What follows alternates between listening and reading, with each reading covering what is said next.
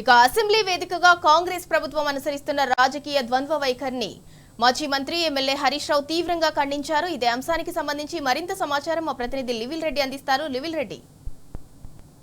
Assembly శాసనసభ సమావేశాలకు BRS party walkout చేసిన విషయం తెలిసిందే. ఈ నేపథ్యంలో ఇవాళ కాంగ్రెస్ ప్రభుత్వం ప్రజెంటేషన్కి సంబంధించిన దానిపై మాజీ మంత్రి ఎమ్మెల్యే హరీష్ రావు తీవ్ర వ్యాఖ్యలు చేశారు. ఏదైతే గతంలో పీసీసీ అధ్యక్షుని హోదాలో ఉన్న ఉత్తమ్ కుమార్ రెడ్డి ఇవాళ ఆ పీసీసీ అధ్యక్షుని హోదాలో ఉన్నప్పుడు ఒక లేఖ రాశారు. ఆ లేఖను కూడా మాజీ మంత్రి MLA Harish Rao బయటపెట్టారు. Audio video visualisation సంబంధించి అసెంబ్లీలో పెడితే పార్లమెంటు వ్యవహారాలకు విరుద్ధం, అలాంటి సమావేశాలకు మేము హాజరు కాబోము అంటూ లేఖ రాసిన విషయాన్ని ఈ సందర్భంగా మాజీ మంత్రి ఎమ్మెల్యే హరీష్ రావు గుర్తు చేశారు. ఖచ్చితంగా ఇది పార్లమెంటు వ్యవహారాలకు విరుద్ధంగా ఉంది, దీన్ని మేము ఎట్టి పరిస్థితుల్లో మీరు ఆనాడు చెప్పిందే మేము కూడా వాళ్ళ పాటిస్తామంటూ కూడా మాజీ మంత్రి ఎమ్మెల్యే హరీష్ రావు చెప్పారు. అయితే పూర్తిగా జగడం నడుస్తుంది. ఏపీ అప్పనంగా నీటి దోపిడీకి తెరలేపుతున్నప్పటికీ కూడా ఇవాళ ప్రభుత్వం నిమ్మకు నీరెత్తినట్టు వివరించడంతో కాంగ్రెస్ పార్టీ పూర్తిగా ఇవాళ ఏపీకి వత్తాసు పడడం, కేంద్ర ప్రభుత్వానికి మద్దతు ఇవ్వడంతో ఇవాళ పూర్తిగా రంగారెడ్డి, నల్గొండ, మహబూబ్నగర్ జిల్లాలు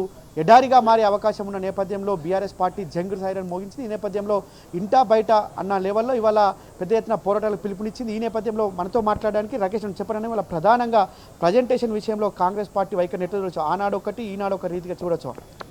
అసెంబ్లీ అనేది ప్రజా సమస్యల మీద చర్చించడానికి ఒక గొప్ప వేదిక, ప్రజాస్వామ్య స్ఫూర్తికి ఒక దేవాలయం లాంటిది అది. కానీ దురదృష్టకరమైనటువంటి విషయం ఏంటంటే ఈరోజు అసెంబ్లీ అంటే అదేదో పీసీసీ కార్యవర్గ సమావేశానికి పెట్టుకోవడానికి ఒక వేదిక అన్నట్టుగా వాళ్ళు వ్యవహారం చేస్తూ ఉన్నారు. దానికి మళ్ళీ స్పీకర్ గారు వత్తాసు పలుకుడు, ముఖ్యమంత్రిని విమర్శించొద్దంటాడు. అంటే మరి ముఖ్యమంత్రికి భజన చేయడానికి మేము పోవాలన్నా? ప్రజలు బీఆర్ఎస్ పార్టీ ఎమ్మెల్యేలను గెలిపించింది ఎందుకు?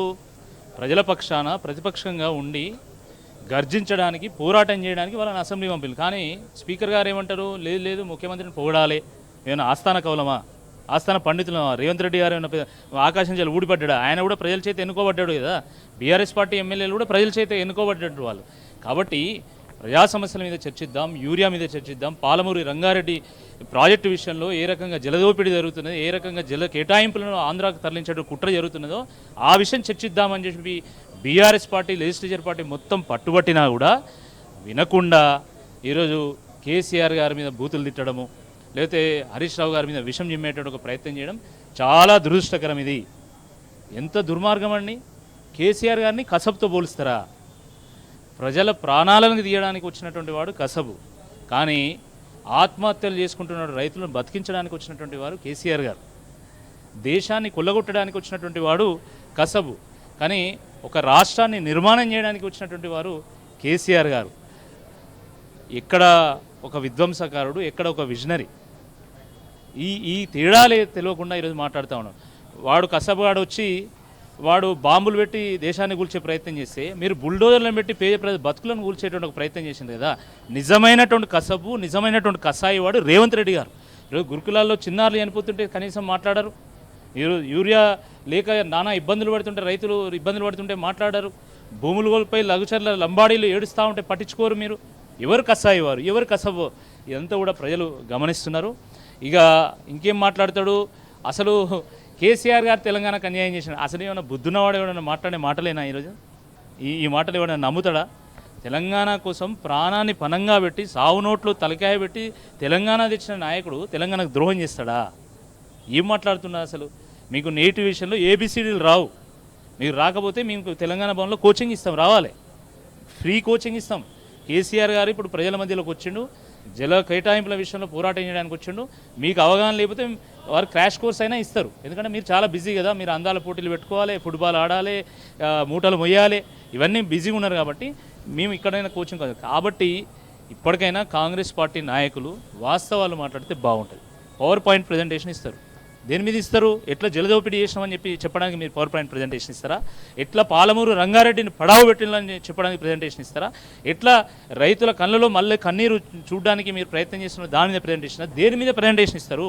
అచ్చా, ప్రజాస్వామ్యంలో అధికార పక్షం ఎంతనో ప్రతిపక్షం కూడా అంతే. మీకు 64 మంది ఎమ్మెల్యేలు అంటే మాకు 39 మంది ఎమ్మెల్యేలు ఉన్నారు కదా మీ రికార్డు ప్రకారం. మరి 39 మంది ఎమ్మెల్యేలు ఉన్నప్పుడు మీరు గంట సేపు ప్రజెంటేషన్ ఇస్తాం, మాకు అర్ధగంట సమయం ఇవ్వండి, మేము కూడా ప్రజెంటేషన్ ఇస్తాం. ఏ రకంగా ఈ ప్రాంతాన్ని మొత్తం పడావు పెట్టిండ్రు, ఏ రకంగా ఇది మొత్తం బీడుబడేట్టు చేసిండ్రు, ఏ రకంగా తెలంగాణను ఎడారిగా మార్చిండ్రు, ఎడారిగా మార్చినటువంటి తెలంగాణలో ఎట్లా కేసీఆర్ గారు నీళ్లు పుట్టించిండు, ఎట్లా పచ్చబడేసిండు, ఎక్కడ ఆకలి కేకల తెలంగాణ అన్నపూర్ణ తెలంగాణగా మార్చిండో మేము చెప్తాం. నాకు అర్థం కాదు అసలు ఎందుకు మీరు అసలు బీఆర్ఎస్ పార్టీని ఈ రకంగా కక్షపూరితంగా వ్యవహరిస్తున్నారో ఒకసారి చెప్పాలా. అసలే కళ్ళు ఆయన కోతి రేవంత్ రెడ్డి పాపం ఉల్లు కూర్చింది, ఇక కకావికలం అవుతున్నాడు, ఎగిరెగిరి పడుతున్నాడు. ఆయన కేసీఆర్ గారు బయటికి వచ్చి ప్రజా సమస్యలను మాట్లాడడంతో ఊపిరాడక ఎట్లానే చేసి బూతు పురాణం మొదలు పెట్టాలి, భయభ్రాంతులకు గురి చేయాలని ప్రయత్నం చేస్తూ ఉన్నాడు. అసెంబ్లీకి ఎంటర్ అయింది బూతు పురాణం చెప్పడానికి కాదు, బతుకు గురించి, బతుకు తెరువు గురించి చర్చించడానికి. ఈ విషయం గుర్తుపెట్టుకుంటే బాగుంటుంది. ప్రధానంగా అసెంబ్లీ శాసనసభ సమావేశాలంటే ఖచ్చితంగా ప్రజల సమస్యలకు పరిష్కారం అయ్యే వేదిక అవుతుంది. ఇలా ప్రజల సమస్యల కోసం ప్రజలు ఎన్నుకోబడిన నాయకులంతా కూడా వాళ్ళ ప్రజల సమస్యలపైన చర్చిస్తారు. 0 అవర్ ఉంటుంది, క్వశ్చన్ అవర్ ఉంటుంది, వివిధ సమస్యలు ఇవాళ అసెంబ్లీ వేదిక. కానీ వాళ్ళ ప్రతిసారి గత 2 సంవత్సరాలుగా తీసుకుంటే కేవలం బీఆర్ఎస్ పార్టీ గత ప్రభుత్వం చేసిన తప్పిదాలని చెప్పేసి ఒక ఎజెండా ఎంచుకొని ఈ విధంగా శాసనసభ వ్యవహారాలు నడపడం, తుతు మంత్రంగా నడిపి 1-2 రోజుల్లోనే వాయిదా వేయడం. కేవలం 2025 సంవత్సరంలో 14 రోజులు మాత్రమే శాసనసభ నడిచింది. దీన్ని ఎట్లా చూడొచ్చు ఓవరాల్గా?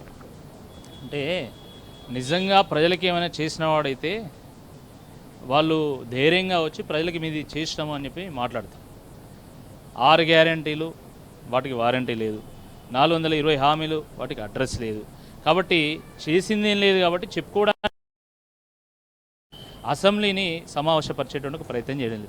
ఎప్పుడో ఒకసారి అసెంబ్లీ పెడితే, సంవత్సరానికి 10 రోజులు అసెంబ్లీ పెడితే అలా కూడా రేవంత్ రెడ్డి భజన చేయడానికే సమయం కేటాయిస్తున్నది తప్ప నిజంగా ప్రజా సమస్యల మీద ఎప్పుడన్నా చర్చించిందా మీరు? ఫీజు రింబర్స్మెంట్ ఏమైంది, స్కాలర్షిప్లు ఏమైంది, 2 లక్షల ఉద్యోగాలు ఏమైనాయి, జాబ్ క్యాలెండర్ ఏమైంది, నిరుద్యోగ భృతి ఏమైంది, ఈరోజు రైతులకు ఇచ్చేటువంటి రైతు బంధు సంగతి ఏంది, రైతు బీమా సంగతి ఏంది, KCR kit, nutrition kit, urea సమస్య, ఇట్లా చెప్పుకుంటూ పోతే ప్రజా సమస్యల లిస్టు రాస్తే చాంతాడంత ఉన్నది. కనీసం ఒక్క దాని మీద 1 గంట సేపు మీరు చిత్తశుద్ధితోని ఒక నిబద్ధతతో చర్చించిలా? మీకా ఒక పరిపాలన తెలివి లేదు. కనీసం 10 ఏళ్ళు అధికారంలో ఉండి ఈరోజు ఎక్కడో వెనుకబడ్డ రాష్ట్రంగా గుర్తింపు పొందినటువంటి తెలంగాణను అగ్రగామిగా నిలబెట్టినటువంటి బీఆర్ఎస్ నుండి సలహాలైనా స్వీకరించవచ్చు కదా. ఒకనాడు మన తలసరి ఆదాయం ఎంత అండి? 1,12,000. ఈరోజు తలసరి ఆదాయం 3,87,000 రూపాయలు. ఎట్లా పెరిగింది, ఎట్లా సంపదను సృష్టించిండ్లు, ఎట్లా ప్రజల చేతిలో ఆదాయాన్ని పెంచగలిగిండ్లు, ఈ విషయం మీద మీకు అర్థం కాకపోతే మా సలహాలైనా స్వీకరించవచ్చు కదా. ఏ సలహా స్వీకరించరు. మీ సొంత తెలివితోనైనా ముందుకెళ్తారంటే అది లేదు. ఓ చర్చ పెట్టరు, ఓ ప్రజాస్వామ్య స్ఫూర్తి లేదు. తెల్లారులేస్తే బూతు పురాణం మొదలుపెట్టడం. ఇది చాలా ఎట్లయిపోయిందంటే రేవంత్ రెడ్డి గారు మాట్లాడుతున్నారంటే ప్రజలు భయభ్రాంతులకు గురవుతున్నారు. ధూమపానం, మద్యపానం హానికరం అని రాస్తారు కదా. రేవంత్ రెడ్డి గారి మాటలు వస్తూ ఉంటే మీరు గుండె బండరాయి చేసుకోండి అని చెప్పి ఒక హెచ్చరిక పెడితే బాగుంటుంది. మామూలుగా మన ఊర్లలో యూరియా బస్తాలకు, డిఏపి బస్తాలకు ఒకటి రాసి ఉంటుంది, పిల్లల్ని దూరంగా ఉంచండి. అట్లనే రేవంత్ రెడ్డి గారు మాట్లాడుతుంటే కూడా మీ ఛానళ్ళల్లో, యూట్యూబ్లలో ఆడ రాసి పెట్టండి, పిల్లల్ని దూరంగా ఉంచండి ఈ వీడియో అయిపోయేంత వరకు. ఎందుకంటే పిల్లలు మళ్ళీ బూతులు నేర్చుకునేటువంటి అవకాశం ఉంటుంది. ఇప్పటికే యూట్యూబ్ ఆ ఛానల్లో వచ్చేటువంటి కంటెంట్ మీద సెన్సిటివ్ కంటెంట్ అని ఆల్రెడీ రిమార్క్ పడ్డట్టున్నది, నేను అనుకుంటాను. మరి అట్లా ఆ రకంగా ఉంది రేవంత్ రెడ్డి గారి వ్యవహారం. అరే ఒక విజనరీలాగా మాట్లాడాలి, అంతేగాని ఒక విధ్వంసకారులాగా, ఒక విచ్ఛిన్న శక్తిలాగా మాట్లాడి ఏం సాధిస్తావు నాకు అర్థం కాదు. ముఖ్యమంత్రిగా ఒకసారి ఎన్నికైతే సరిపోదా? నువ్వు ఎన్నికైంది ప్రజల కోసం, అంతే తప్ప ఎవరి మీద కక్ష తీర్చుకోవడానికి, ఎవరితో బురద వెళ్ళడానికి కాదు. ఈ విషయం గుర్తుపెట్టుకుంటే బాగుంటుంది. ఓకే, ఇవాళ ఏదేమైనప్పటికీ ఖచ్చితంగా కాంగ్రెస్ ప్రభుత్వం నిర్లక్ష్య ధోరణికి నిదర్శనంగానే వాళ్ళ శాసనసభ సమావేశం. Right, thank you.